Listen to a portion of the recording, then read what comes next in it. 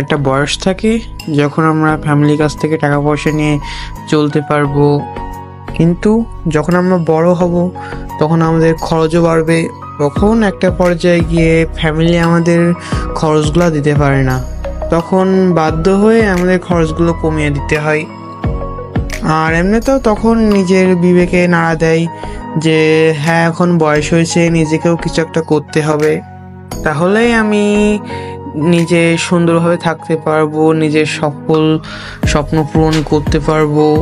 আর একটা কথা মাথায় রাখতে হয়, সেটা হচ্ছে যে বাড়িতে বাবার বয়স হয়ে যাচ্ছে, মায়ের বয়স হয়ে যাচ্ছে, ছোট বোন ছোট ভাইয়ের পড়াশোনার সকল খরচ দেখতে হবে, ইত্যাদি ইত্যাদি।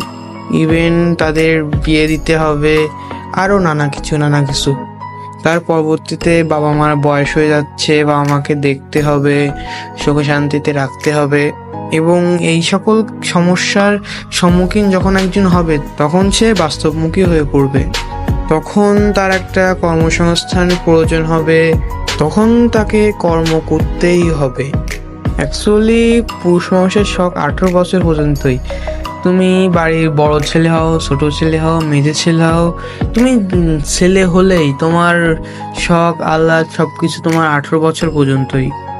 কারণ 18 বছরের আগে তোমার বিভিন্ন শখ আহ্লাদ এগুলো তুমি বাড়িতে চাপ দিয়ে, তারপরে কান্নাকাটি করে যে কোনোভাবে তুমি সেই শখ আহ্লাদগুলো নিতে পারবে।